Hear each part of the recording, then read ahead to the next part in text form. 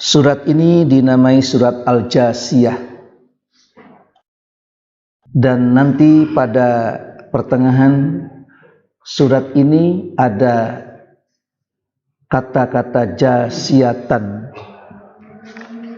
Ada kata-kata jasiyatan. Al-Jasiyah asal arti adalah berlutut. Al-Jasiyah itu berlutut. Nanti ada pada ayat yang ke-28. Wa tara kulla ummatin jasiyatan. Engkau akan melihat setiap umat itu berlutut.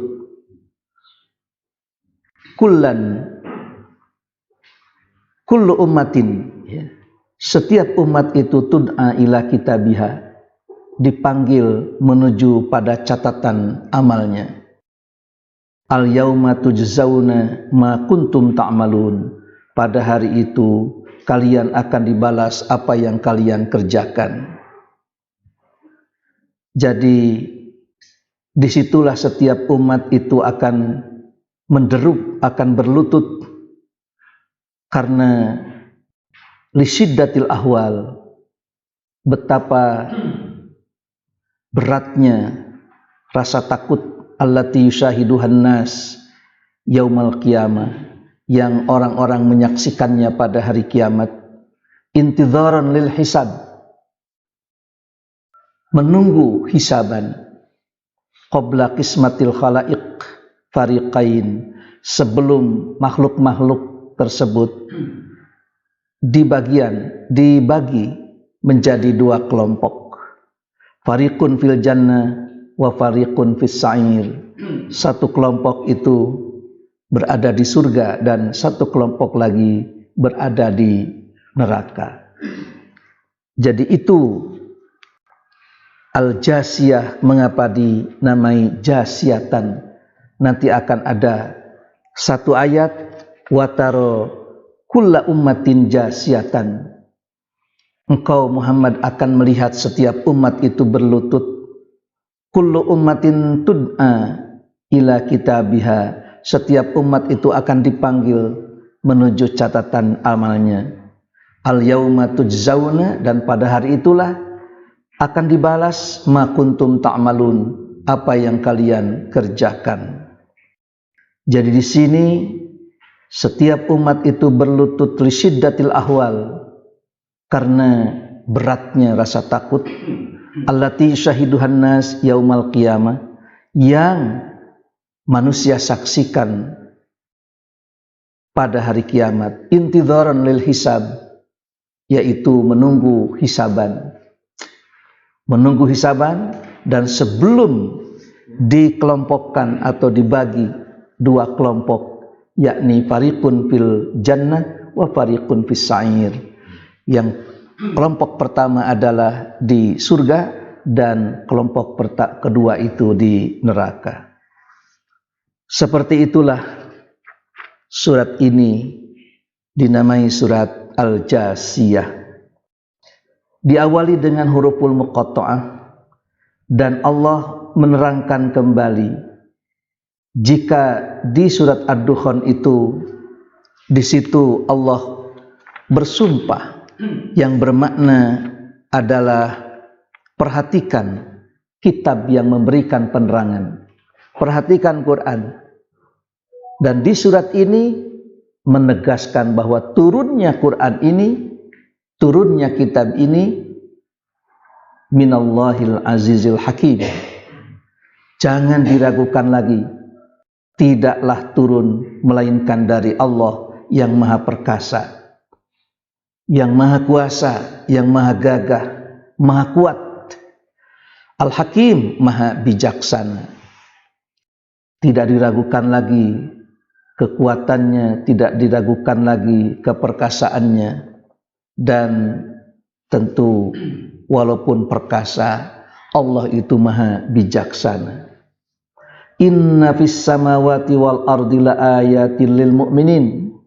Sesungguhnya pada kejadian langit, penciptaan langit, wal ardi dan bumi, la ayatin, sungguh merupakan tanda-tanda bagi kekuasaan Allah, tapi itu pun akan menjadi tanda kekuasaan Allah lil mu'minin, bagi orang yang beriman. Bagi yang tidak beriman tidak ada apa-apa, hanya sebatas menyatakan itu adalah fenomena alam, itu adalah ya alam saja yang sudah berada sebelumnya. Jadi selalu saja disandarkan kepada kehendak alam, kemauan alam, peristiwa alam, begitu. Padahal tentu tidaklah mungkin ada sebuah peristiwa yang di luar kehendaknya. Tidaklah mungkin ada satu kejadian di luar keputusannya, di luar ketetapannya. Karena alam ini ada yang mengurus, ada yang mengatur, yaitu Rabbil Alamin. Zat yang maha mengurus, yang maha mengatur sekalian alam. Inna fis samawati wal ardi la ayatin lil mu'minin wa fi khalqikum wa ma yabussu min dabbatin ayatun liqaumi yuqinun. Pada penciptaan kalian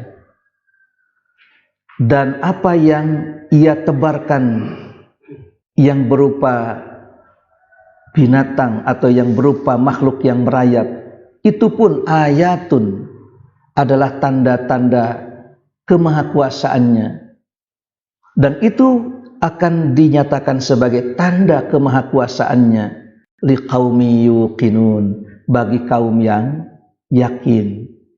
Di atas atau pada ayat yang ketiga itu la ayatin lil mu'minin, sementara pada ayat yang keempatnya liqaumi yuqinun, yang beriman dan yang yakin. Tidak yakin tidak mungkin itu menjadi ayatun, menjadi tanda-tanda kemahakuasaannya. Pada penciptaan kalian itu sekian miliar, sekian rupa, sekian suara, sekian sidik jari, sekian nasib, begitu.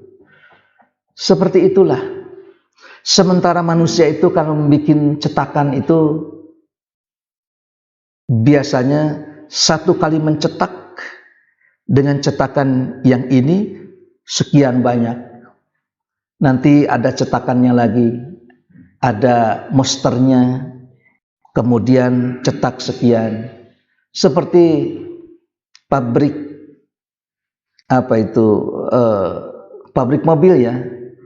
Kalau misalnya Toyota Kijang tahun sekian, itu semuanya lampunya sama. Sementara manusia itu yang lahir tahun 2021, misalnya lampunya kotak, kemudian atau lampunya bulat, kan tidak begitu.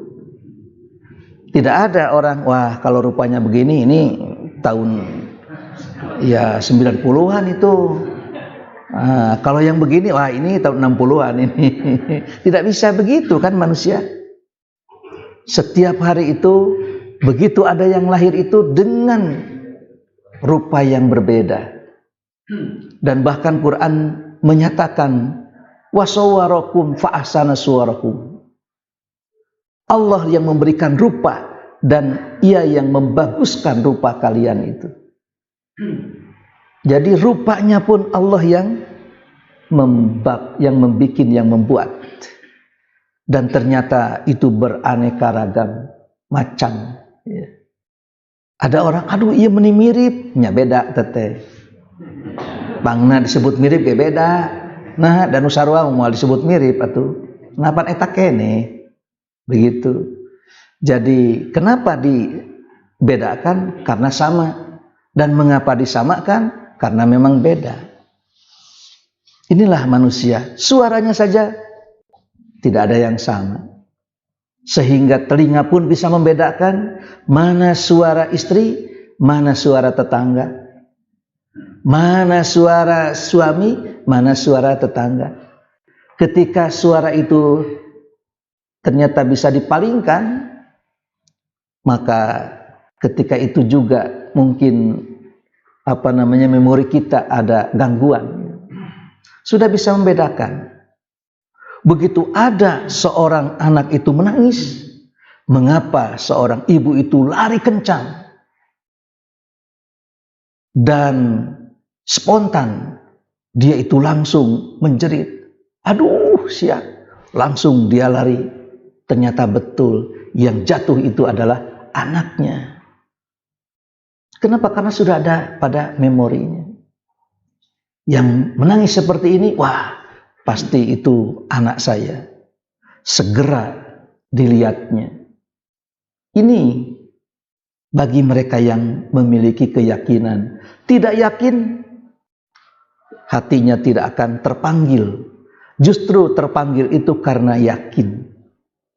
Oleh karena itu yakin dulu itu ya.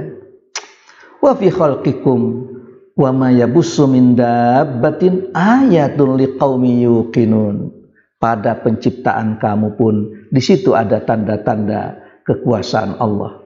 Waqtilafil lail, silih bergantinya malam dan siang. Wa ma anzalallahu minas sama, dan apa yang Allah turunkan dari langit min rizkin, berupa rizki. Hari ini adalah hari yang paling baru. Kamis ini bukan Kamis yang kemarin, bukan Kamis yang akan datang, tapi hari ini hari yang tidak ada Kamis kecuali Kamis yang ini dan tidak akan kembali lagi. Begitu juga setiap hari turun hujan, tapi dengan turunnya hujan ini ada orang yang mendapatkan rahmat, ada orang yang mendapatkan musibah. Ternyata curah hujan yang demikian besar itu bisa melongsorkan tanah, lalu menjadi musibah bagi sebagian orang. Ada juga yang membanjiri satu kampungnya, desanya, sampai orang-orang mengungsi.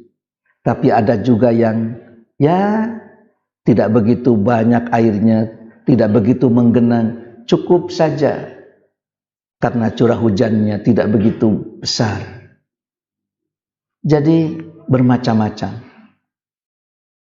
Sehingga hujan yang turun itu ada yang kebanjiran, ada yang kena longsor, ada juga yang mendapatkan rahmat dari situ. Ketika seorang mendapatkan musibah, jangan merasa diteng-tenganan. Jangan merasa diintimidasi. Jadikan itu sebagai ibrah dan teguran, sehingga kita lebih mendekat kepada Allah Subhanahu wa ta'ala. Semakin lezat bagaimana mendekatnya seseorang kepada Allah saat musibah itu datang. Saya pernah mengungkapkan bahwa hidup tanpa musibah tak ubahnya makan nasi tanpa sambal. Ongkoh aya lalabna tapi teu aya sambalna, pan ngocehat. Mana sambalna? Hanyakal aya lalab teu aya sambal, pan kitu. Tapi lengkap dengan sambalnya. Coelkeun ku lalab. Walaupun sambalnya itu pedas, tapi ari ku lalab mah, di lalaban mah moal pedas teuing. Tidak akan terlalu pedas. Komo kitu mah dicampur ku sangu, tinggang ku daging, ku gepuk pan beres atuh. Eta teh tuh col deui nikmat. Ngan ari sambal wungkul mah mataknya di beuteung. Kalau musibah terus-terusan, tentu saja Nabi pun hijrah, tidak menetap di sana. Ada apa ini kok musibah terus-menerus? fa ahya bihil arda ba'da mautiha, lalu Allah hidupkan bumi ini setelah kematiannya, setelah tandusnya. Wa tasrifir riyah, dan juga Allah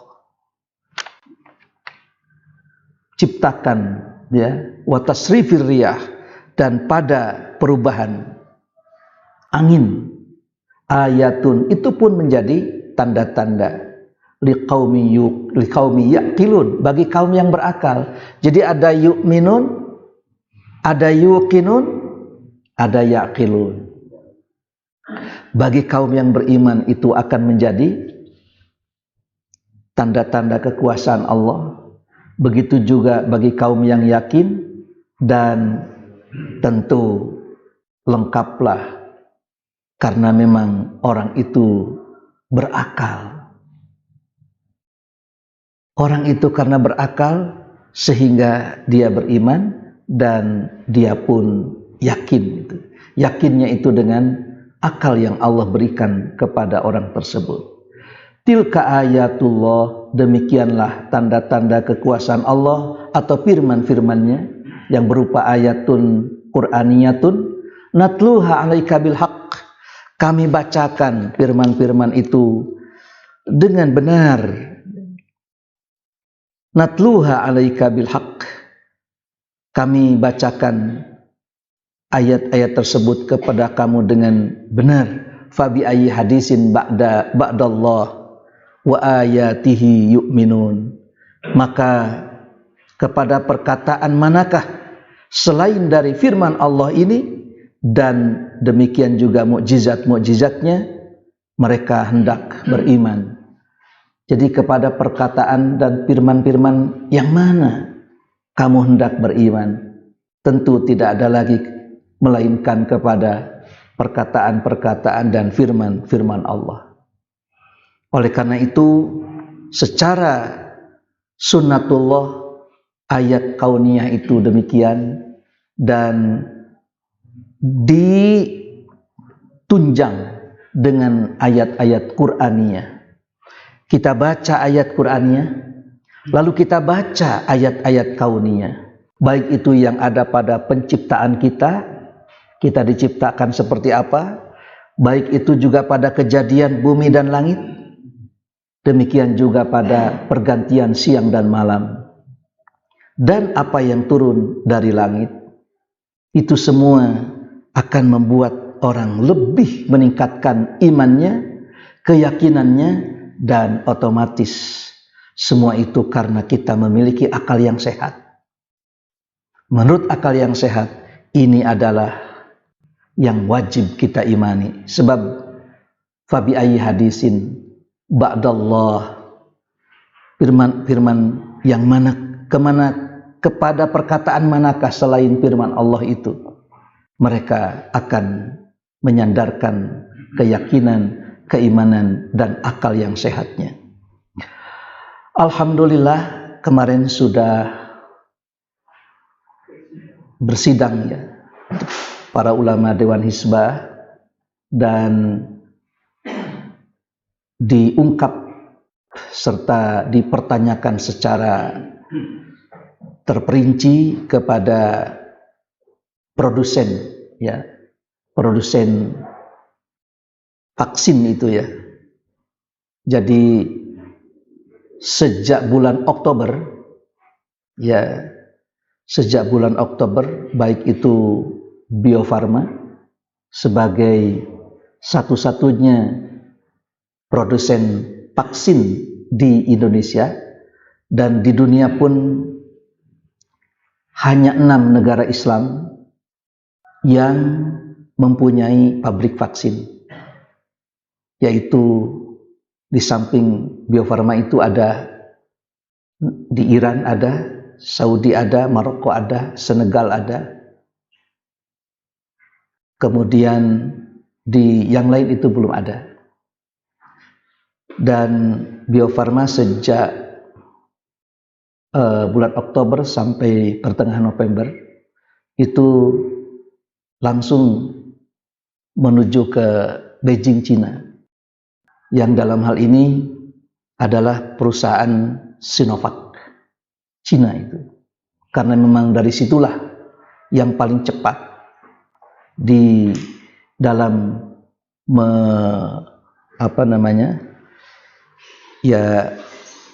memproduksi vaksin tersebut, dan disertai dengan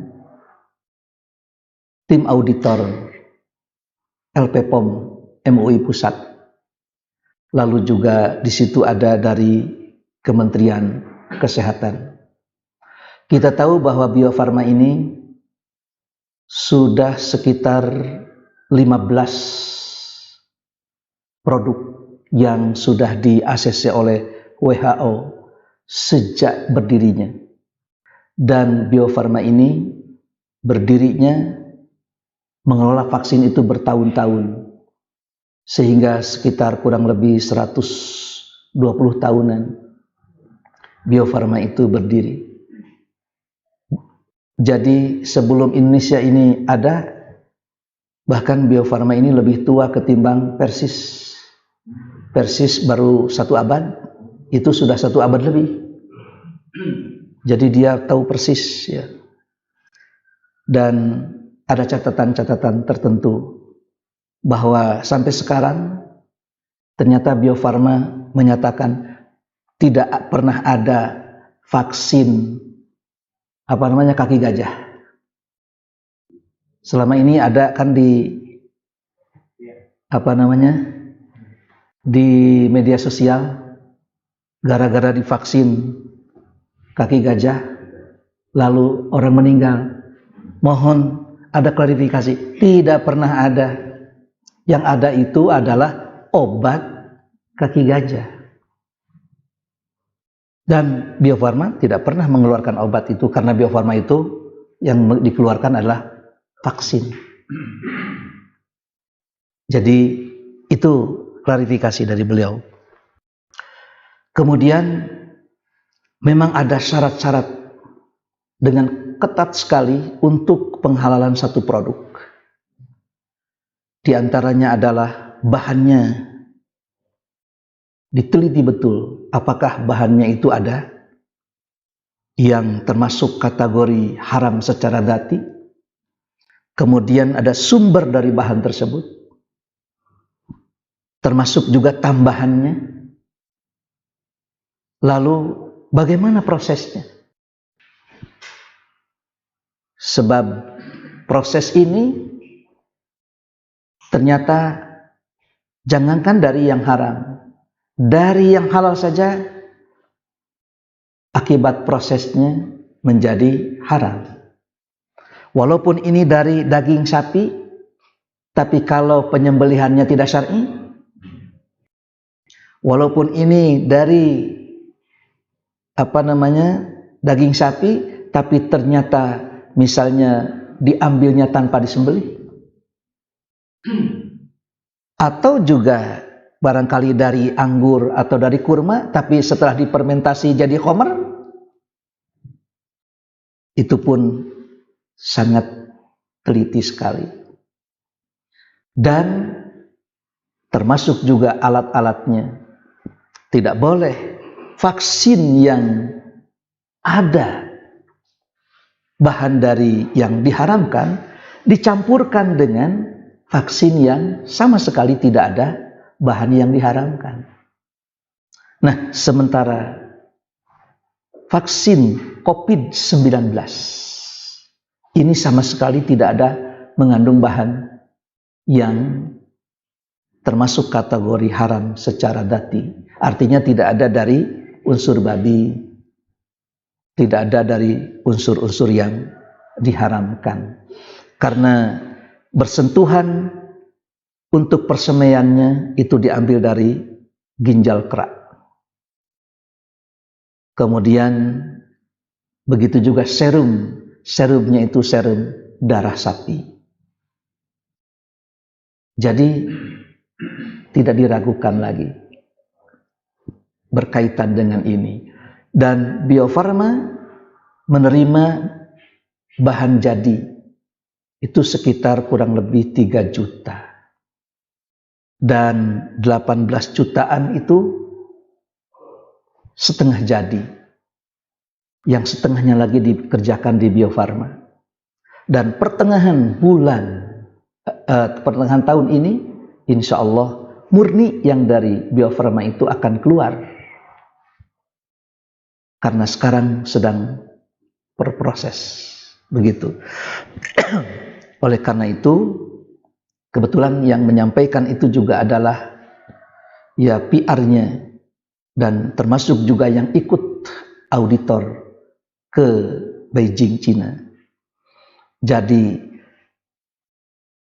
COVID-19 buatan Sinovac dengan yang diauditori oleh Bio Farma dan LP POM MUI dengan persyaratan yang demikian ketat dalam penghalalannya, maka tentu saja Dewan Hizbah setelah melihat kemudian memandang, maka kita bisa menyatakan itu halal. Akan tetapi COVID-19 yang tidak diauditori oleh Bio Farma tidak tahu. Wallahu a'lam. Kehalalannya itu belum bisa dinyatakan. Tapi kalau yang ini sudah bisa dinyatakan. Dan yang akan divaksin pun tidak semudah itu. Sekian puluh juta tidak. Ada penyakit apa? Katakanlah diabetes. Diabetesnya mesti stabil dulu, baru divaksin.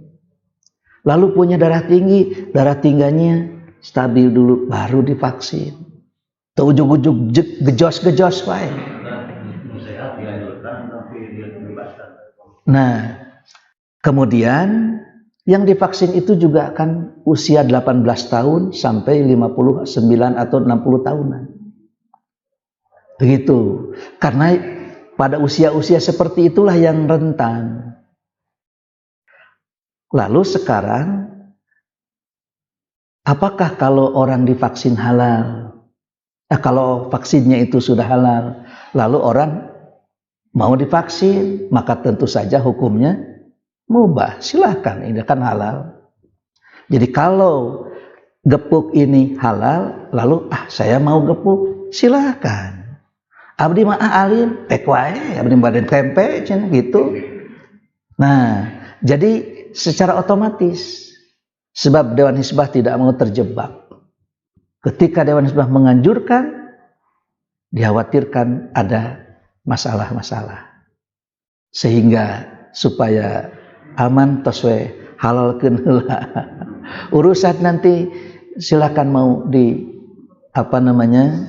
mau divaksin atau tidak, itu kan hak setiap orang. Begitu.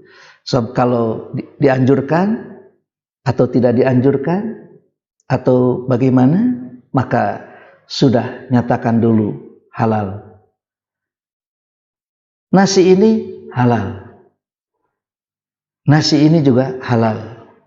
Urusan dia mau makan nasi ini, mau makan nasi itu, urusan setiap orang, karena itu adalah hak.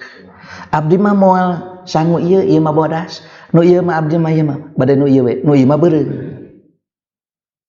Begitu kan? Sebab nanti ada lagi, memang ada lagi vaksin dari buatan yang lain. Ini pun perlu dikaji lagi. Sebab nanti ada yang dari Sinovac, ada yang dari Pfizer, ataupun ada yang dari yang lainnya. Maka tentu Dewan Hizbah pun akan bersidang kembali untuk menyatakan apakah ini aman atau tidak. Begitu. Dan ya kemarin itu sampai asar ya menentukan itu, karena dalam perbincangannya, diskusinya demikian alot. Ini adalah tanggung jawab jam'iyah untuk menjaga, memelihara agar kita betul-betul selamat dan diselamatkan. Janganlah ada lagi pertanyaan, iya cabang abdi teh aya 115 anggotana teh, Kerimbangan sakit itu nah divaksin atau beak sudah berbisik gitu. Ya. Nah, bagi mereka yang divaksin, memang Bio Farma itu sudah berpengalaman betul. Jadi bukan virus yang dilemahkan, tapi virus inaktivasi, yaitu virus yang dimatikan. Sebab kalau dilemahkan itu bisa jadi ada efek samping, tapi kalau yang dimatikan itu sama sekali tidak ada efek samping. Begitu. Itulah mungkin yang bisa diberitakan atau di hasil dari Dewan Hizbah yang bersidang pada hari kemarin. Wallahu a'lam bishawab.